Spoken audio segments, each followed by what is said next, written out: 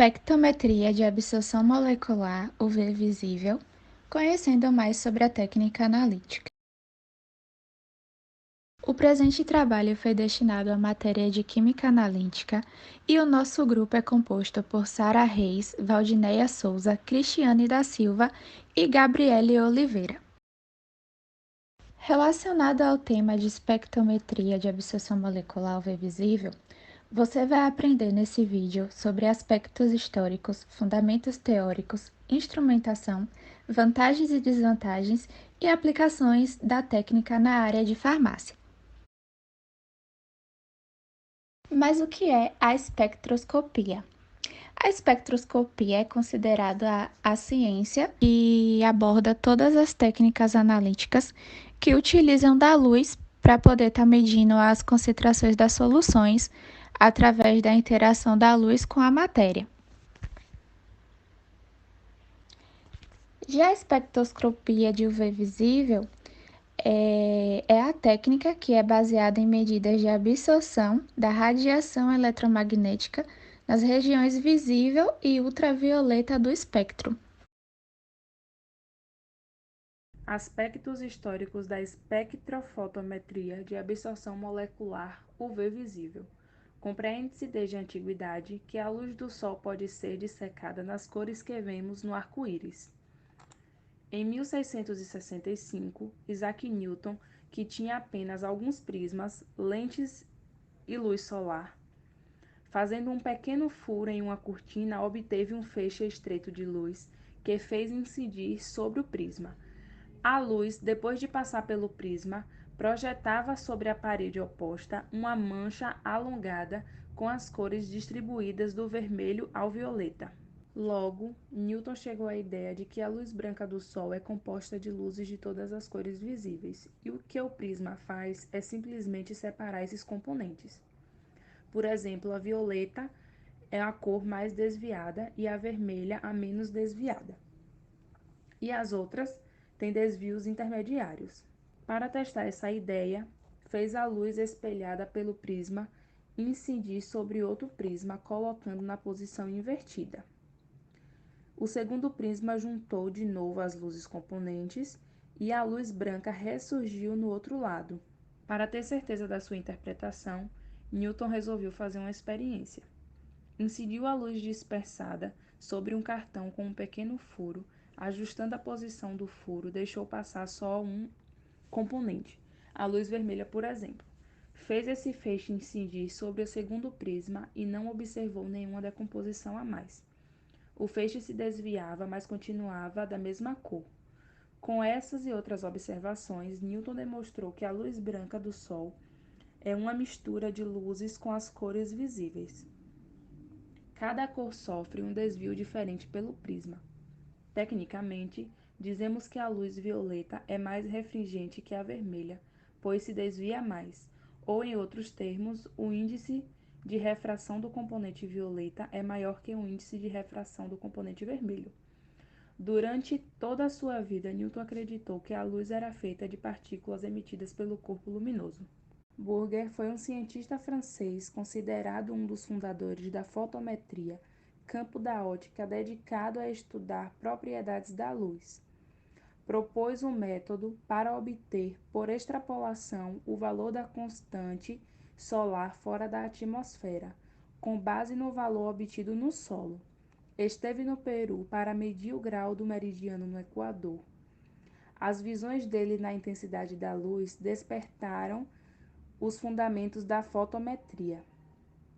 Escreveu uma importante obra, que é o Tratado de Óptica sobre a Graduação da Luz, em 1729, que deu origem à fotometria. Thomas, físico e médico inglês, foi responsável por muitas teorias e descobertas em ópticas e em anatomia. Em 1799, durante sua prática médica, descobriu como funciona a focalização do olho humano e em 1801 descobriu as causas do astigmatismo. Nesse mesmo ano começou uma série de experimentos sobre o fenômeno de interferência. Ele então aplicou sua teoria ondulatória da luz para explicar o comportamento das ondas de luz em filmes finos e calculou os comprimentos de onda para as diversas cores reconhecidas por Newton. Lambert, em 1853, observou a relação existente entre a transmissão e a concentração do meio onde passa o feixe de luz. Uma certa solução absorve a luz proporcionalmente à concentração molecular do soluto que nela encontra. Isto é, a intensidade de um feixe de luz monocromático decresce exponencialmente à medida que a concentração da substância absorvente aumenta aritmeticamente. As leis de Lambert são o fundamento da espectrofotometria. Elas são tratadas simultaneamente, processo no qual a quantidade de luz absorvida ou transmitida por uma determinada solução depende da concentração do soluto e da espessura da solução. O físico Robert, reconhecido pelas contribuições na teoria de circuitos elétricos, além da compreensão do fenômeno da emissão térmica, também contribuiu significativamente na área da óptica. Seus estudos sobre radiação térmica o levaram a propor uma lei em 1859.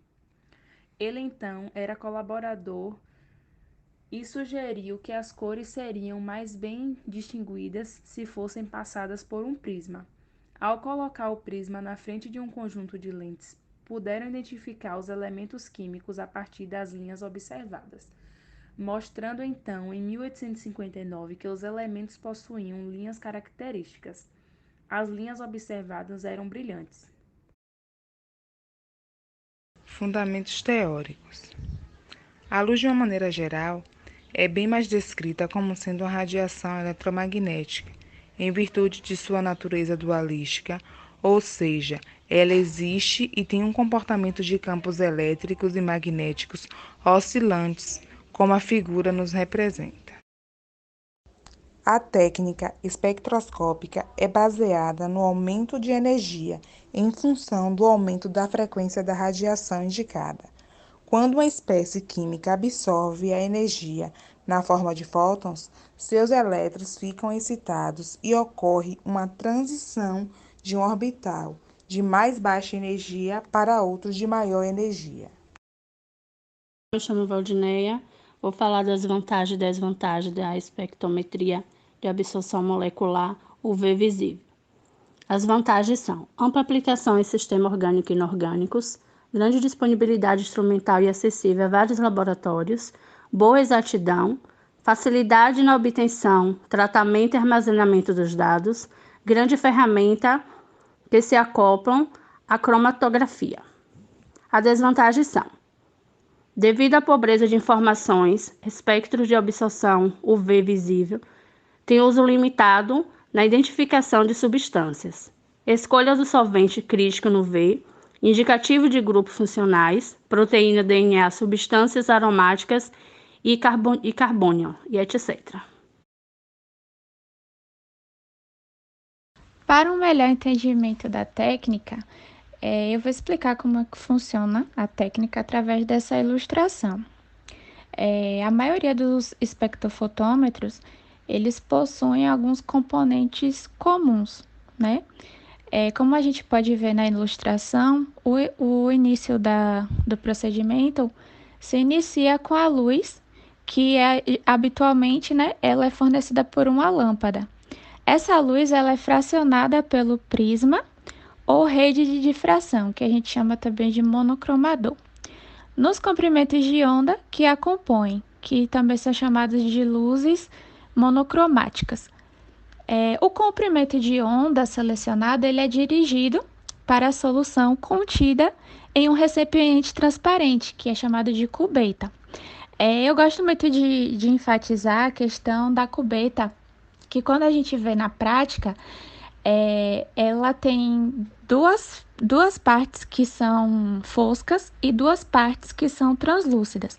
Essas duas partes foscas, no momento da análise, é muito importante o cuidado de pegar na cubeta somente por essas partes foscas, para não correr o risco da gente colocar as nossas digitais na cubeta e na hora da análise acabar tendo uma interferência. Então, toda vez que for ser feita a análise, lembrar sempre de segurar na parte fosca.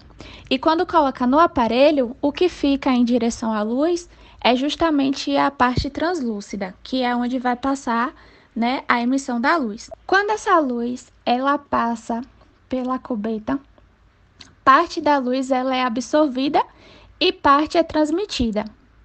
E a redução da intensidade luminosa é medida pelo detector, que a gente chama de célula fotoelétrica. Porque esse sinal elétrico de saída do detector, ele depende da intensidade da luz que se incidiu sobre ele. Então, o sinal elétrico amplificado, ele é visualizado no galvanômetro em números e é lido como uma absorbância e é proporcional à concentração da substância absorvente existente na cubeta. Das aplicações na área farmacêutica, dentre diversas aplicações, a espectrometria é utilizada para medir determinados ingredientes em uma droga, sendo que as análises podem ser quantitativas, quando há o interesse de identificar e quantificar a concentração da substância, e qualitativa, quando o interesse é identificar a presença de uma substância desconhecida, já que cada substância ela irá refletir e absorver a luz de uma forma totalmente diferente.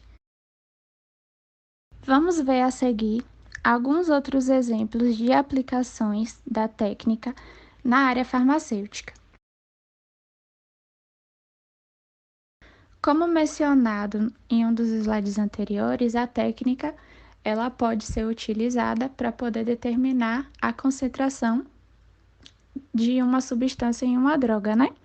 No caso aqui, temos como exemplo a determinação da concentração do ácido acetil salicílico, famoso conhecido como AS. O mesmo ele apresenta bandas de absorção na região do UV, tal como a maioria dos compostos orgânicos, então se consegue maior seletividade e praticidade no momento da medição. Não poderíamos deixar de falar dos aminoácidos, que são os principais responsáveis pela absorção de luz das proteínas. No gráfico, podemos observar o comprimento de onda de cada aminoácido. Então, a técnica também ela é muito aplicada quando o quesito é os aminoácidos. Aqui temos como exemplo, em rosa, o triptofano, em amarelo, a tirosina, e em azul, a fenilalanina.